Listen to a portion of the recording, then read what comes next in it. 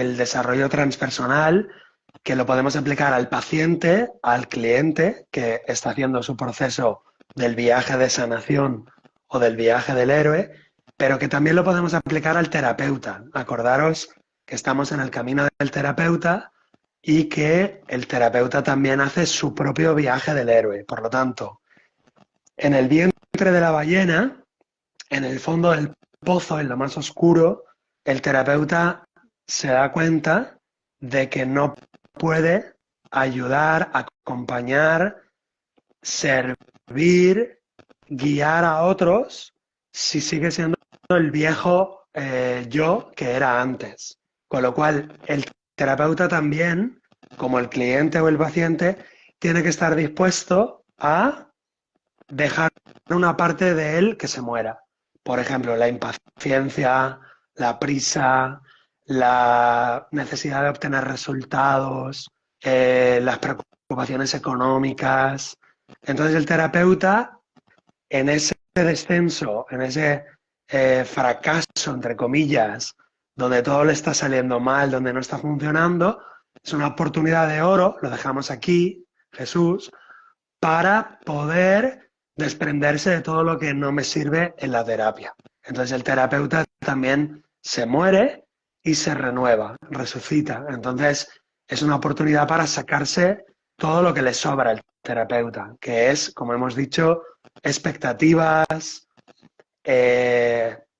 prejuicios, necesidad de ser aceptado, de ser querido, y de alguna manera ese terapeuta desarrolla en esta etapa el vacío, la humildad, para que puedan, digamos, aterrizar o desarrollarse nuevas cualidades que se nos van a sorprender a nosotros mismos como terapeutas.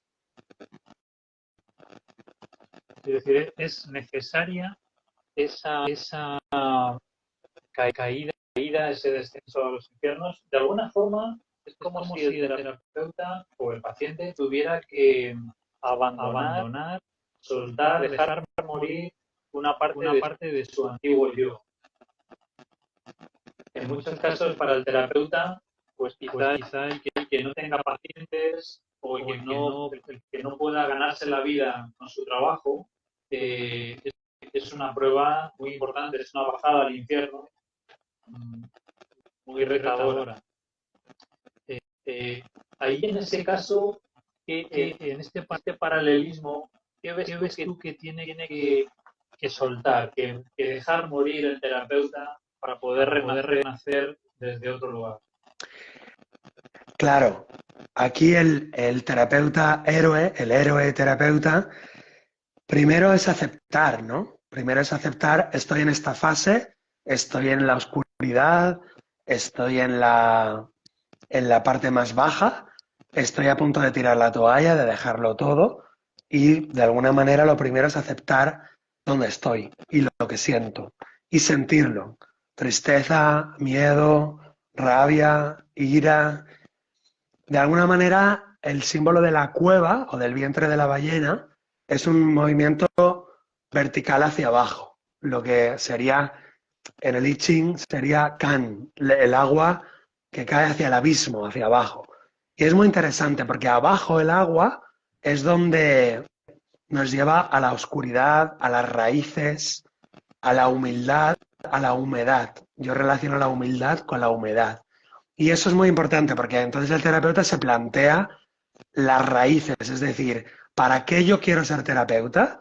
¿Para qué yo quiero hacer este camino? ¿Para qué yo quiero ayudar o servir a los demás?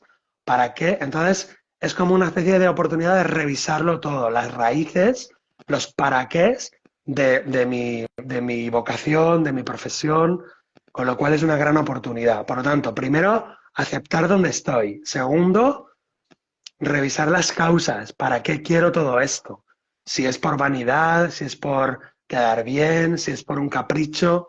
Y si reviso las raíces con la humedad y la oscuridad y veo que quiero seguir siendo terapeuta, que realmente es lo que quiero, entonces me tengo que nutrir, tengo que quedarme ahí un poco en la oscuridad sin rechazarla y nutrirme de esa humedad.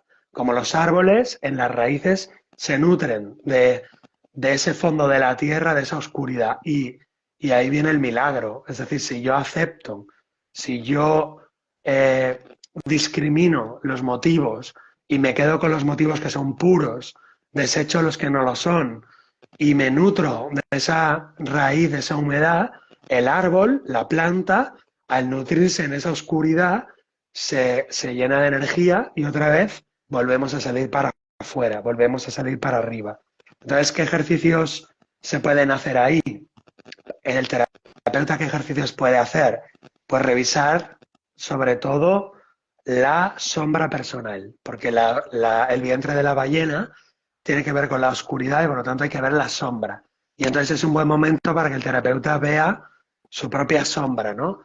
La necesidad de poder, la necesidad de ser escuchado, la necesidad de, yo qué sé, de ganar dinero. Y entonces ver toda su sombra sin miedo a todo lo que vea. Quizá para eso el terapeuta necesita la ayuda de otro colega, de otro compañero, de otro terapeuta, que le haga cuestionarse sus sombras. Y luego también se recomienda en esta etapa una serie de investigaciones o de indagaciones en lo más sombrío, como por ejemplo, ¿qué es lo que más miedo te da? ¿Tienes más miedo de la pobreza, de la soledad, del abandono, del fracaso?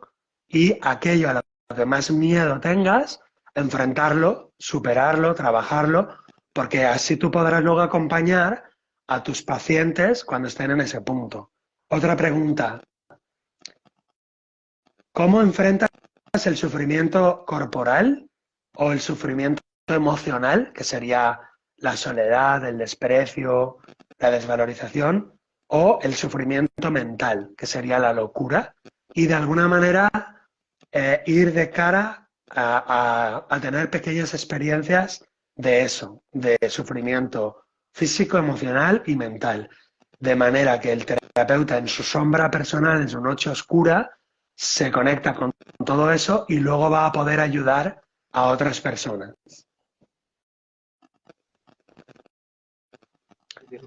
Justo ese momento de bajada a lo más oscuro es un momento crucial para el desarrollo del terapeuta.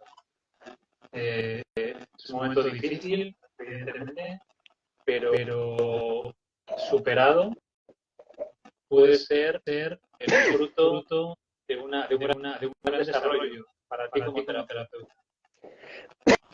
Yo me atrevería a decir que es una condición, Jesús, sine qua non. Es decir, un terapeuta transpersonal o humanista, creo que no puede realmente ayudar a otros si no pasa su experiencia de su sufrimiento máximo, que puede ser físico, emocional o mental, o los tres a la vez.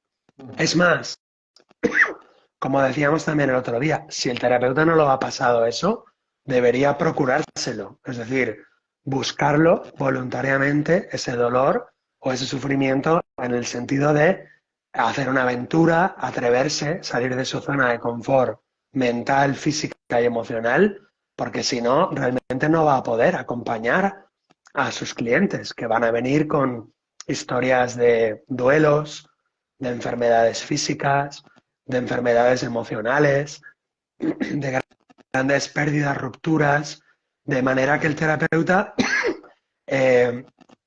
cuanto más experimente su propia sombra, su propia, digamos, desesperación, su propia locura, más va a poder ayudar a otras personas. Ese, creo yo, que es un poco el punto de vista humanista y transpersonal, porque, como sabéis, en las facultades las personas reciben una información intelectual, pero no reciben una información experimental y no reciben una transformación experimental en sus propias vidas. Es decir, no se mueren para volver a renacer.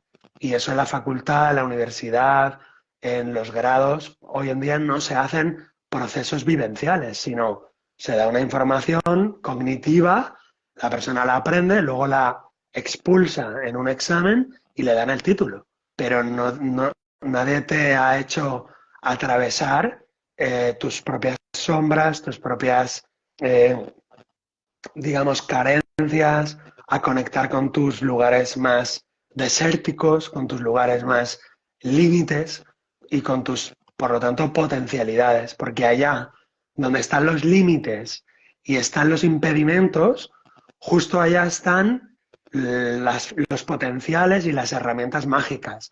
Es como si tuviéramos que irnos al desierto 40 días en el medio de la nada y del extremo. Justo ahí vamos a encontrar en medio del desierto la fuerza de voluntad o la compasión o el amor hacia todos los seres o la capacidad de ver en el alma de otra persona. Son poderes, por así decir, que solo se pueden obtener en las zonas limítrofes, en las zonas liminales. Por eso la persona se tiene que deconstruir para poderse reconstruir con esos poderes nuevos. Eso es un proceso vivencial y la facultad, la universidad, los grados de ninguna manera otorgan ni proporcionan ese tipo de experiencias. ¿Me entiendes, Jesús? Sí, por supuesto. De alguna manera, el terapeuta se tiene que convertir o tiene que desarrollar una maestría en atravesar esos días de sufrimiento. Y esa maestría es lo que luego va a poder trasladar a sus clientes, a sus pacientes. En ese momento en el que está el terapeuta en el diente de la ballena, acepta el reto, se trabaja, mira sus sombras, se enfrenta a sus miedos. Y en ese momento es cuando empiezan las pruebas, ¿verdad? Exactamente. Entonces, esto lo podemos también trabajar con la psicología junguiana. Jung propone que en todo camino de crecimiento, que él le llama camino de individuación, en todo proceso de sanación, recorremos diferentes pruebas, que es el enfrentamiento con la sombra, que podríamos darlo por explicado, por finalizado, pero es que luego tenemos que enfrentar otras pruebas, como son el enfrentamiento con la persona o la máscara, el enfrentamiento con el arquetipo de la diosa o del ánima en el hombre y el arquetipo del animus o del dios, el arquetipo también del niño eterno, de la infancia perdida y el arquetipo del self o del sí mismo. Por lo menos hay 5, 6, 7 arquetipos eternos, universales, a los cuales tanto el cliente se va a tener que enfrentar en su proceso, como el terapeuta se va a tener que enfrentar para poder equilibrarse y de alguna manera emanciparse de lo colectivo. ¿Qué quiere decir eso? Que el terapeuta también tiene que hacer un proceso de salir al desierto y emanciparse de sus programas familiares, del programa de su padre, de su madre, de su cultura, de su religión, de su civilización. Es decir, llegar mucho más lejos de lo que colectivamente está llegando a la gente, digamos, normal. ¿Por qué? Porque el terapeuta se tiene que aventurar en tierras extrañas, en otras culturas, incluso, digamos, emanciparse de las creencias cotidianas y vulgares de su mundo ordinario, para hacer un proceso de individuación. ¿Qué quiere decir? Cuestionar todo lo colectivo, dudar de todo lo colectivo, de, digamos, sacar la fe o el apego mental de todo lo colectivo, aunque sea momentáneamente, aunque sea para luego recuperarlo, pero momentáneamente descreo de lo que creo que es un padre, una madre, un hijo, una persona humana, las convenciones sociales. ¿Por qué? Porque luego como terapeuta yo me voy a encontrar casos donde me van a contar cosas terribles, horribles, desastrosas, y yo en ningún momento voy a juzgar nada. Tengo que desarrollar una mente, digamos, pura, observadora, como la de un niño que no juzga nada de lo que escuche ni de lo que vea. Entonces la persona te va a contar pues que ha matado a una persona, o en la guerra, o que la persona te va a contar pues que ha abortado 5 veces, o que... Y cualquier cosa que escuchemos no produce rechazo, miedo, asco, negación, no produce nada en el terapeuta. El terapeuta escucha de manera neutra, tranquila, serena, sea lo que se esté verbalizando. Esa mirada sin juicio, compasiva y a la vez firme, atenta, contenida, por sí sola es muy terapéutica. Entonces las pruebas las tiene que enfrentar primero el terapeuta para luego acompañar al cliente o al paciente. Y una de las fases sería enfrentar, por ejemplo, al padre, es decir, el arquetipo masculino del Dios, del padre, del poder. Efectivamente, esa sería una de las pruebas, el enfrentamiento con la diosa también, con la faceta femenina. Esa sería otra, ¿verdad? Importante. El niño, también lo has mencionado. Son esos arquetipos universales, son esas pruebas que vamos a tener que ir enfrentando. Pero hay un momento en el que el terapeuta, el héroe, se enfrenta con una gran prueba. Hay un momento de tránsito, hay un momento en el que se prepara todo para un salto, ¿verdad? Sí, sí, sí, exactamente, que sería la última prueba de toda la parte de pruebas, la diosa, el dios, el niño herido, la sombra, la máscara o personalidad falsa que utilizamos para relacionarnos con el mundo. Y la última prueba en ese periplo de diferentes pruebas es el dios único, sería el arquetipo del sí mismo o el arquetipo de lo absoluto, el Tao, el entrar en el vacío, en el silencio luminoso, que ya no sería la sombra, el descenso, sino todo lo contrario, el ascenso hacia el cielo más alto. Pero si quieres, Jesús, antes de llegar ahí, hablamos un poco de enfrentar a la madre y al padre, si quieres. Sí, me parece muy bien. Porque Mira, ahí vamos a estar. sí, en el arquetipo de la diosa es muy importante porque siempre vamos a encontrar, cuando hay conflictos con la madre, tanto en el terapeuta como en el cliente, como en cualquier persona, y esto es bueno para que lo observemos, cuando tenemos problemas con la mamá, siempre vamos a tener problemas de alimentación, porque la alimentación es un reflejo, un espejo, donde se refleja nuestra relación con nuestra madre. Lo digo como pistas, no lo toméis como algo absoluto, pero en general son pistas que nos pueden ayudar. Cuando tenemos conflictos con la alimentación, o porque comemos en exceso, o porque comemos demasiado poco, ahí tenemos conflictos con el arquetipo de la madre. ¿Por qué? Porque la alimentación en el inconsciente profundo se vincula con la mamá. La mamá es la diosa universal de la alimentación.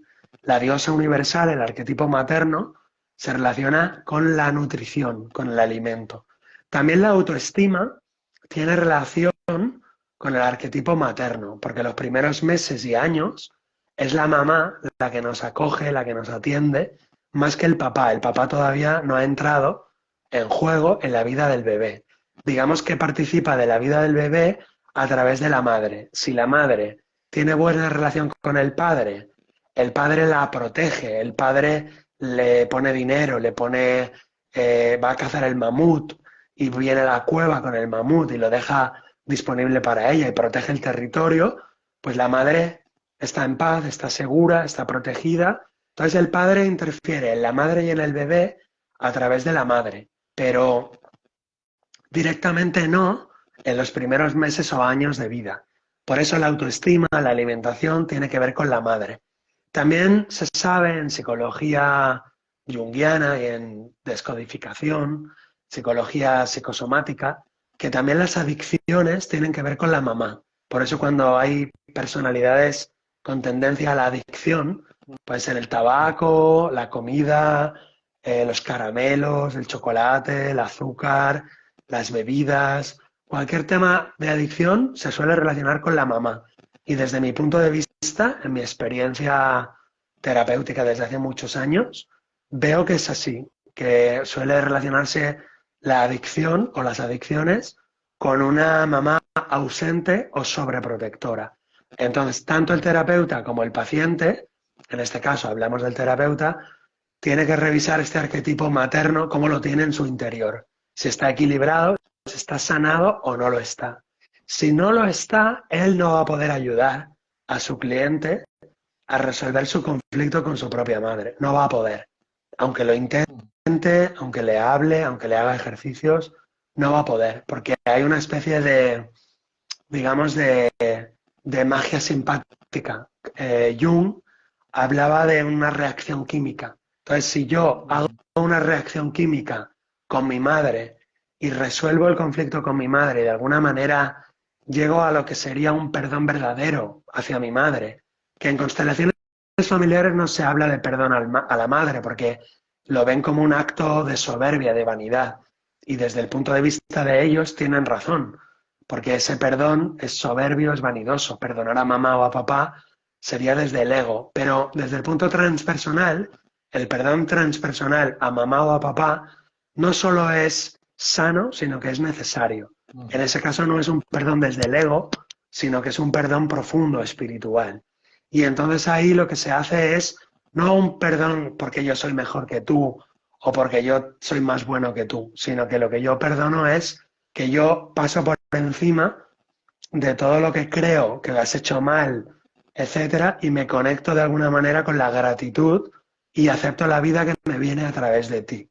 Y entiendo que todo lo que me viene a través de ti, sea bueno, malo o regular, desde este punto de vista transpersonal es bueno porque me permite sanarme a mí mismo. Y eso es transpersonal, ese es el perdón transpersonal. Pues bien, cuando una persona ha realizado el perdón transpersonal o verdadero hacia su madre, entonces se produce una relación química, digamos, de alma a alma con la propia madre. Y luego el terapeuta puede propiciar esa reacción química en su cliente para que haga también esa reacción química con su propia madre. ¿Cómo sabemos que el cliente ha hecho su reacción química con su propia madre? Porque se ha emancipado de las opiniones, juicios o, digamos, verbalizaciones de su mamá. Es decir, su mamá puede opinar, decir, criticar y chantajear y la persona, el cliente ya no se ve afectado por lo que dice, piensa, hace su propia madre. Entonces la respeta, la honra, pero no se perturba por nada de lo que haga o diga su propia madre. Y también se caracteriza porque encuentra una distancia óptima. Encontrar una distancia óptima con la propia madre es muy difícil. Puede ser a veces verla una vez al mes en vez de una vez al día. O a veces es verla una vez cada 6 meses en lugar de una vez cada semana. Entonces, encontrar la distancia óptima es muy difícil, pero hay que buscarla y puedes tardar años hasta encontrar la distancia óptima con tu propia madre, que es como una especie de punto de equilibrio donde, digamos, estás en paz y puedes honrar a ese ser humano entendiéndolo como un espíritu o como un alma que en esta encarnación hace el papel de tu madre, pero lo ves como más allá del rol que está haciendo. Y por lo tanto puedes aceptar, amar, entender todo lo que te ha dado, sea bueno, malo, tóxico o súper tóxico. No te afecta, no te molesta, no te perturba. Y digamos que la entiendes y la comprendes y la honras. Eso sí, insisto, no es necesario que estés todos los días con ella, sino que encuentres la distancia óptima. Por eso yo digo siempre, darle a Dios lo que es de Dios y darle al César lo que es del César. ¿Eso qué quiere decir? En la relación con la madre o con el padre o con el niño interior o lo que sea, es en el nivel de Dios, digamos, un perdón transpersonal verdadero, una honra total y absoluta hacia ese ser. Y en el nivel del César, darle al César lo que es del César, es decir, encontrar esa distancia justa para no estar dependiente ni tú de ella ni ella de ti. Por lo tanto, primero lo tiene que hacer el terapeuta y luego lo tiene que hacer el cliente. Pero el cliente nunca le vas a poder llevar a que lo haga si el terapeuta no lo ha hecho. Porque es una especie de proceso químico. Seguro que las personas que nos están escuchando se están sintiendo reflejadas en estos aspectos de la relación con la madre lo tengo solucionado, no lo tengo solucionado, si tengo la distancia óptima, si no. Has hablado del vínculo de los problemas de alimentación con la madre. También estaría relacionado los problemas con la aceptación de del propio cuerpo, es decir, pues si yo me veo muy delgado, me veo gordo, me veo tal, la propia autoestima del cuerpo está vinculada también a la madre.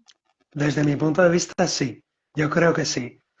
A lo mejor me equivoco, otro terapeuta en otra escuela psicoterapéutica tendrían otro enfoque, pero desde mi punto de vista y mi experiencia de los últimos 10, 12 años, veo que cuando hay 2 o 3 generaciones de madres ausentes o tóxicas, sobreprotectoras o violentas, que es lo mismo, da lo mismo si la madre es ausente o es violenta, sobreprotectora, tóxica, da lo mismo. En el inconsciente profundo los extremos se tocan. Entonces, cuando hay 2 o 3 generaciones de madres ausentes o violentas, hay problemas en el cuerpo. En el cuerpo y con el cuerpo. Y cuando hay 2 o más generaciones de padres violentos o ausentes, hay problemas psiquiátricos. Y siempre, desde que llevo en terapia trabajando, lo voy constatando este tema. Cuando una persona tiene problemas psíquicos, de enfermedades psicológicas o psiquiátricas,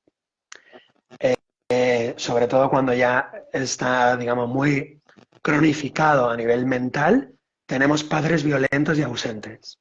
Y cuando tenemos problemas con el cuerpo, con las enfermedades físicas, con la alimentación y con las adicciones físicas, tenemos madres ausentes o tóxicas o violentas. Entonces, en todos los casos hay que hacer procesos de perdón y de sanación profunda con el padre o con la madre. ¿Y cómo se hace eso? Poco a poco. No os volváis locos. Paso a paso. La técnica del salchichón. No se puede resolver todo en una sesión, pero poco a poco vamos resolviendo diferentes, digamos, heridas con la mamá o con el papá. Hoy trabajamos esto. En la adolescencia, los insultos, los golpes, no sé qué. Hoy trabajamos esto. En la infancia, digamos, adulta. Luego en la infancia temprana.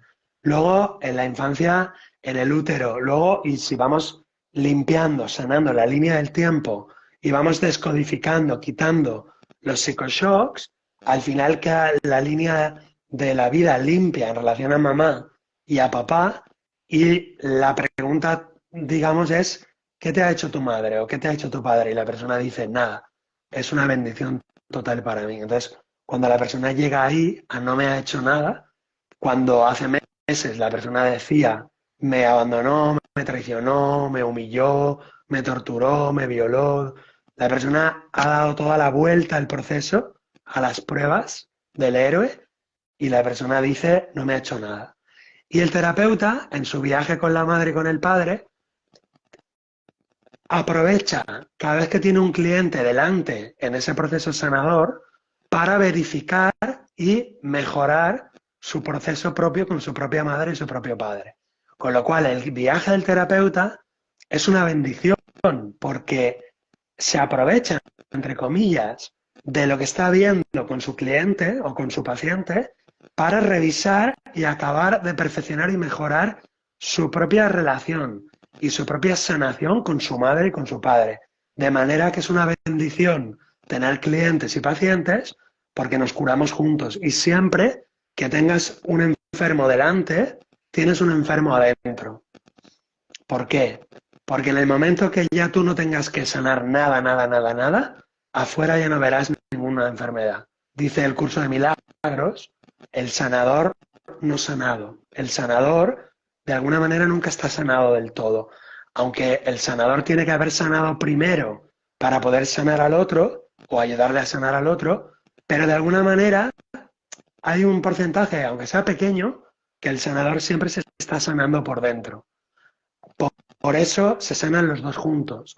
Y nunca el sanador sana al enfermo, sino que los dos son enfermos y los dos son sanados por el sanador cósmico, que es el espíritu, que es el amor incondicional, que es la toma de conciencia de que nadie me ha hecho nada, sino que todo lo que se me da es lo que yo di, todo lo que me sucede es lo que tiene que ver conmigo, es lo que yo necesito para aprender y perdonarme a mí mismo. Así que nadie culpe a su madre, por favor, aunque sea una total chantajista emocional, tóxica, entrometida, horrible, porque he visto madres que no os podéis ni imaginar, y padres lo mismo. No juzguéis a esa madre ni a ese padre por tóxico, por violento, por asesino, torturador. Lo peor que sea, no lo juzguéis, ni a ese padre ni a esa madre. Tratad de pasar por encima de toda esa película de cine gore, de cine de terror, y honrad y amar a ese ser.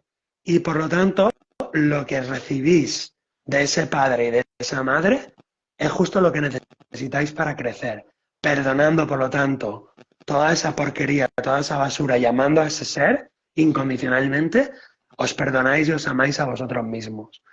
Y luego sí, dale al César lo que es del César. Si tenéis un padre tóxico, una madre tóxica con el que no se puede estar, pues bueno, busca la distancia justa, que puede ser una vez al año, lo vas a ver, o una vez al mes, o una vez cada 5 años. Cada uno busque su distancia.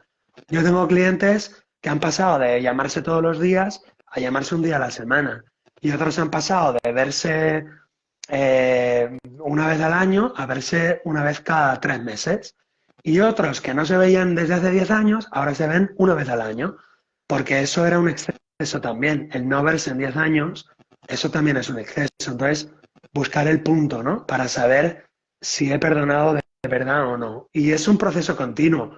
No penséis que ya he llegado al punto y estoy ya para toda la vida ahí, sino que a lo mejor el año que viene vuelvo a encontrarme con mi padre, bajo a Andalucía, me lo encuentro, veo cómo estoy, cómo reacciono, me calibro y me sirve mucho para saber dónde estoy, en qué punto estoy. Si vuelvo al juicio, si vuelvo al odio, si vuelvo a... o soy capaz de sostener esa actitud, esos insultos, esas miradas, sin juzgarlo, sin odiarlo.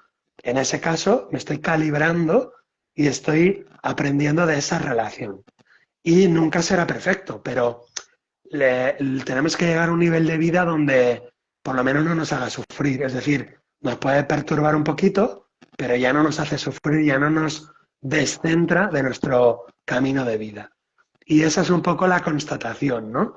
A lo mejor no hemos sanado 100% con papá y con mamá, pero podemos estar en Navidad comiendo con él o con ella y luego pues al cabo de una hora, bueno, papá, un beso, adiós, que te vaya bien. No necesito quedarme 5 días en su casa, pero encuentro el punto, la distancia de no odiar, de no juzgar, de sostener sin perturbarme. Y entonces voy, digamos, logrando mi emancipación o mi individuación. No sé si se entiende, Jesús. Sí, sí. También puede ocurrir otro caso, Héctor, y es que tú te estés posicionado con tu padre, con tu madre, de una forma muy clara. Aparentemente todo está bien colocado. A lo mejor con tu padre pues, no te llevas bien, pero con tu madre muy bien.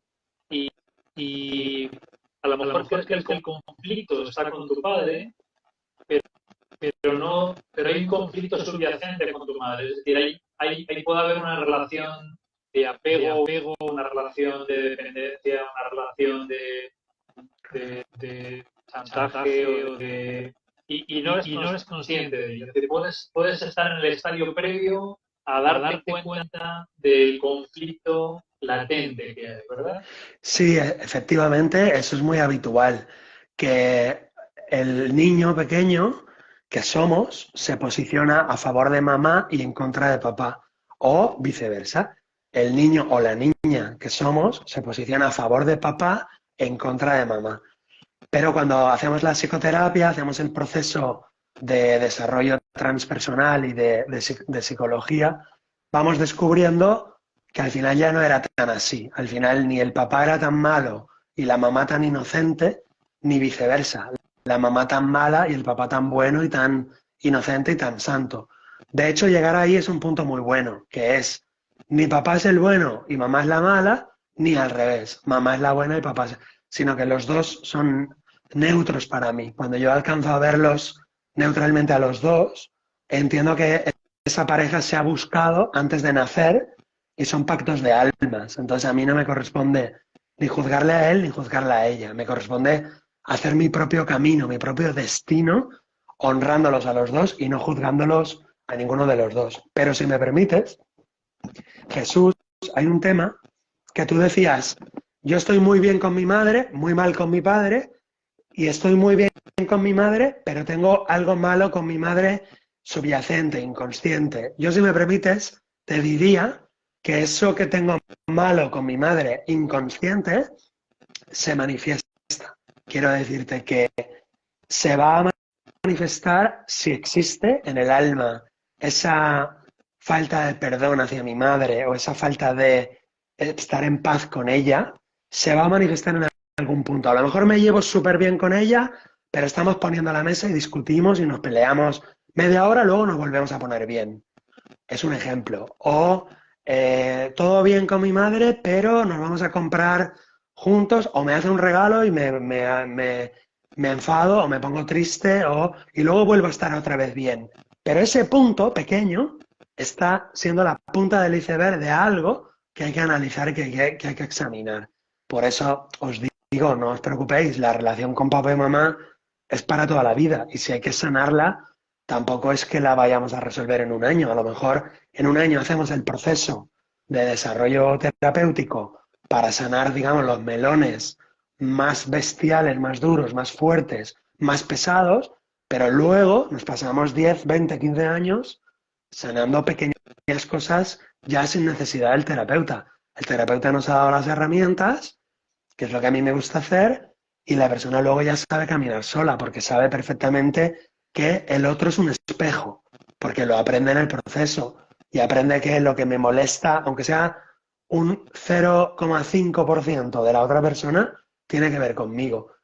Lo que me perturba, digamos. Si hay algo que no me guste de esa persona, pero no me perturba, no me mueve, no me conmueve, pues no me gusta, pero no tiene que ver conmigo. En el momento en que me conmueve, que me perturba, es algo mío, tengo que resolverlo yo y no en ella.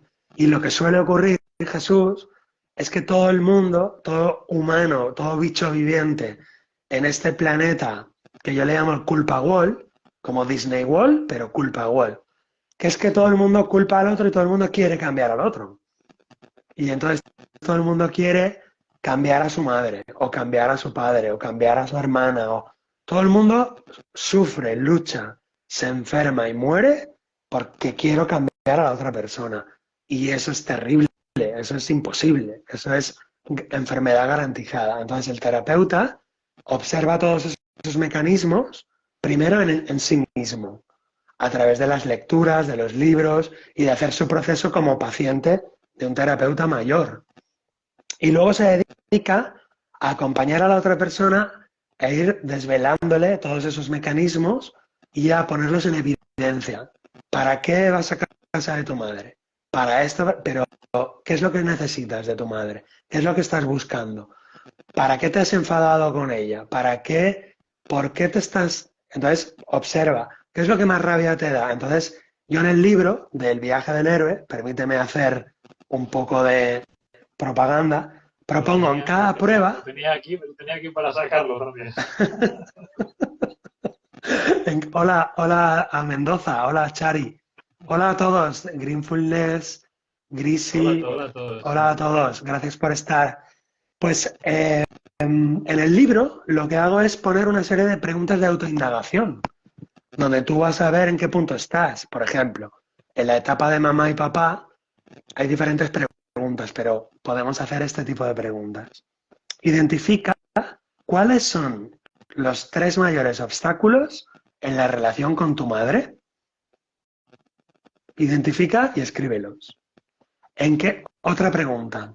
¿En qué medida expresas tu parte femenina y masculina? Porque este es otro tema que hoy no nos va a dar tiempo de hablar, pero es el equilibrio entre lo masculino y lo femenino, que es un temazo. Ya Jung dice que en el alma humana hay, digamos, un ego masculino y una parte femenina que le llama ánima, y en el alma femenina hay un ego femenino y una parte, o si quieres, otro ego, o otro yo, o otro subyo dentro del alma femenina que se llama animus, que es el masculino de la mujer.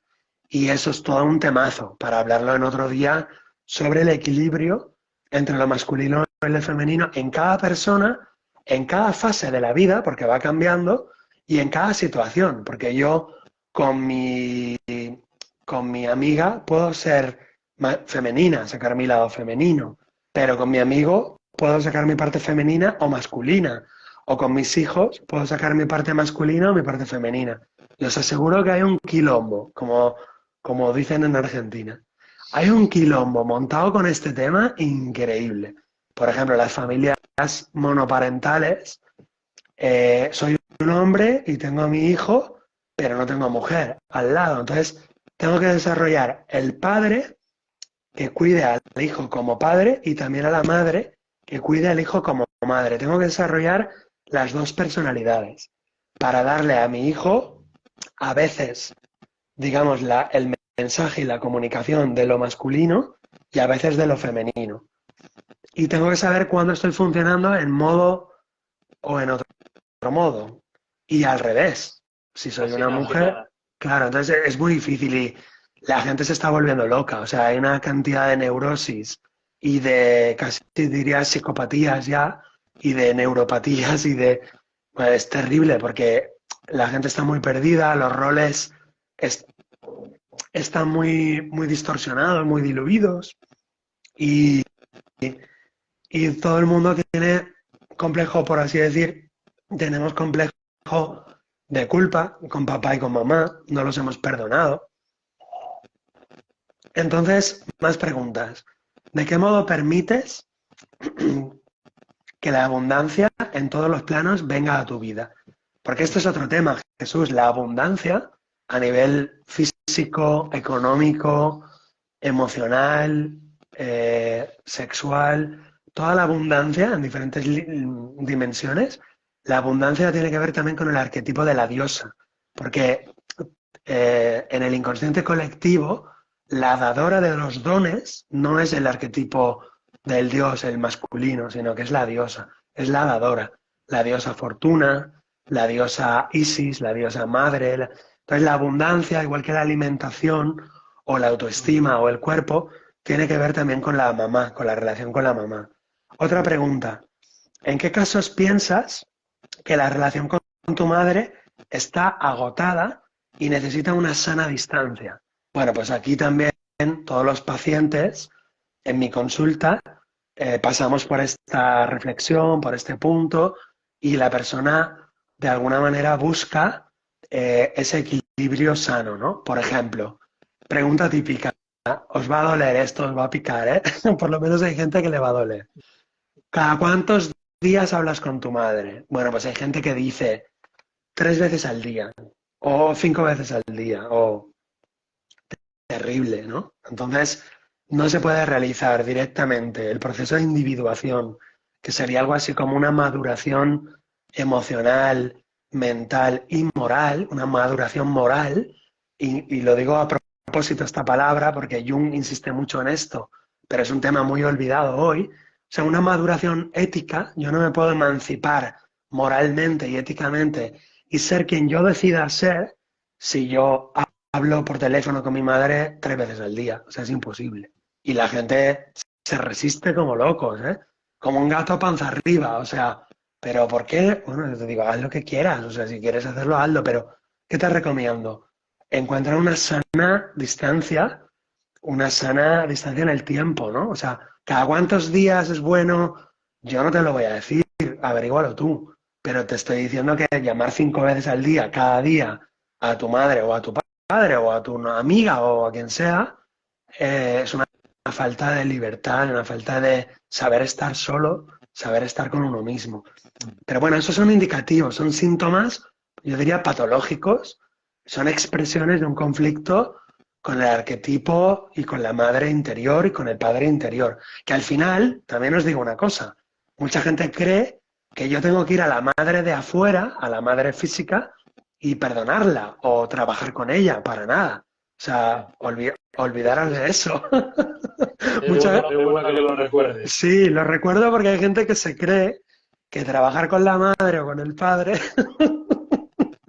es que me hace mucha... Físicamente. Claro, me hace mucha risa porque la gente que no está en estos temas de psicología se cree que tienes que ir y trabajar o hablar o contarle o decirle te perdono mamá o Sí, para nada. O que sea, incluso en muchos casos puede que no esté vivo. exactamente, es que no tiene nada que ver con esa persona que está allá afuera en el mundo, es que todo está dentro de ti. Está dentro de él. La enfermedad y la curación están dentro de ti, o sea, y el terapeuta también está dentro de ti. El terapeuta externo es simplemente un espejo, es simplemente un reflejo de tu terapeuta interior y te hace de espejo de tu terapeuta interior. Así que es muy interesante porque el trabajo se puede hacer perfectamente aunque tu padre esté muerto hace 20 años o tu madre no sepas ni quién es. O sea, qué bonito que yo he trabajado con gente huérfana que nunca ha conocido a su padre ni a su madre. A lo mejor los han criado en una fundación o los han criado en varias casas de adopción y he podido trabajar con personas así y hemos hecho su árbol familiar, el trabajo con la madre, con el padre y todo el mundo dice, bueno, esto es flipante. Si no lo conoces y nunca lo has visto, si no sabes, da igual, el proceso se hace igual. Tienes que visualizarla, darle un abrazo, hablar con ella, sacar la rabia, sacar la tristeza, escribirle una carta, ponerle flores a su tumba. O sea, fíjate si hay trabajo para hacer, tanto si la conoces como si no la conoces.